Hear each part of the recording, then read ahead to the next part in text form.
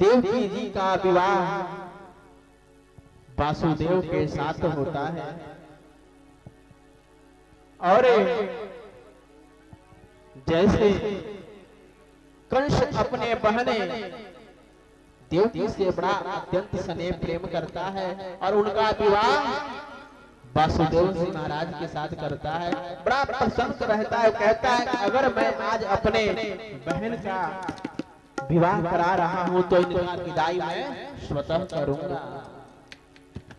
और वह अपने बहन को जैसे विदा करने के लिए जाता है तो आकाशवाणी होती है कि जिस तुम अपने बहन के इतना प्रेम पूर्वक विवाह करा रहे हो, विदा करा रहे हो, इसका 8वां संतान तुम्हारा मृत्यु का काल होगा।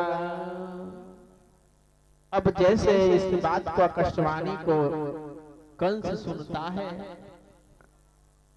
अबे वह मन में ये विचार करता है 8वां संतान मृत्यु का कारण होगा, इससे पहले मैं इसे ही मार दूंगा। ना बांस रहेगा ना बंसुरी बजेगी। जैसे कंस देवकी के मारने के लिए तैयार होता है, वासुदेव जी महाराज कंस से विनती विनय करने लगते हैं, कहते हैं अगर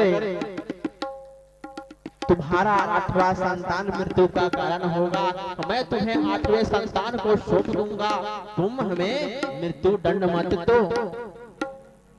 जैसे कंस देवकी और वासुदेव जी महाराज का बात को सुनता है, कहता है हाँ कोई बात नहीं, 8वें संतान ना हमारा मृत्यु का कारण बनेगा।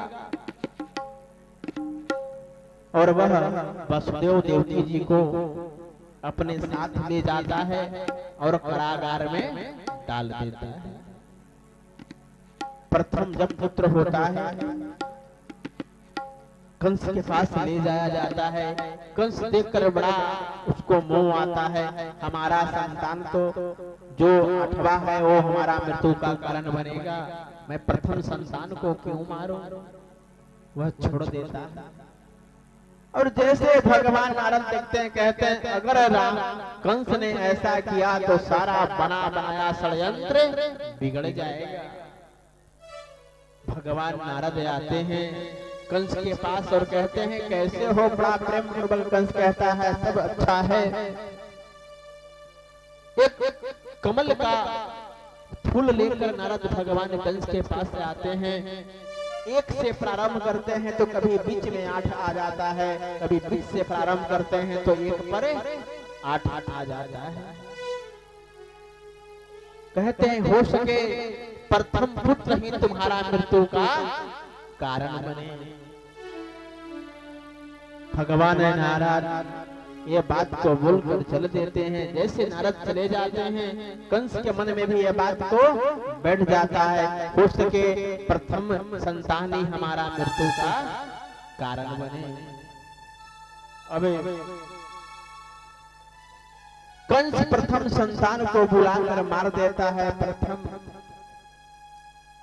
फिर द्वितीय, पहला, दूसरा, तीसरा, चौथा, 5वां, 6ठा और जैसे 7वें संतान होने वाला रहता है भगवान नारायण पहले ही निर्देश कर देते हैं और वही रोहिणी के घर में जाकर स्थापित कर देते हैं। और वही जो रोहिणी के घर में स्थापित होते हैं वह बलदाऊ जी महाराज होते हैं। बोलिए बलदाऊ जी महाराज की। अब जैसे 7वें संतान होता है तो देखते हैं देवी के स्वरूप में प्रकट होते हैं और उस देवी को स्वरूप को देखकर कंस बड़ा आश्चर्यचकित हो जाता है और वह देवी काली रूप में प्रकट होती है। बोली काली मैया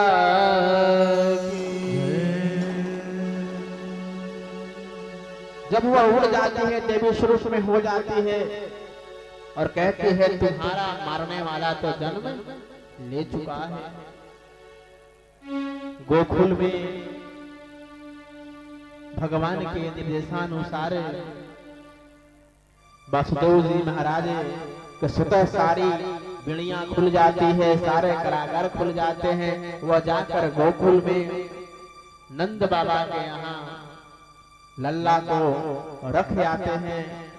नंद बाबा यहाँ भी कोई संस्थान नहीं रहता है।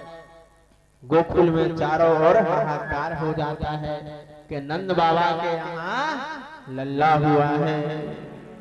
आज भी कहीं पर भी कोई संतान होता है, लल्ला होता है, तो सभी लोग प्रेम पूर्वक क्या करते हैं, तो बधाइयां देते हैं, बधाई देने जाते हैं।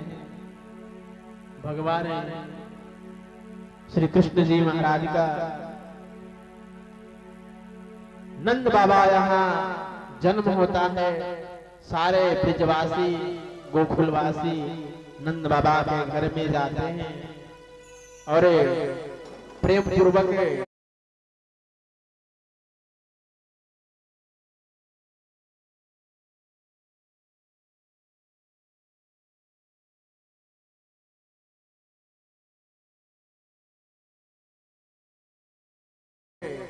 सभी लोग बधाइयां देते हैं। तो क्या हम लोग बैठकर बधाइयां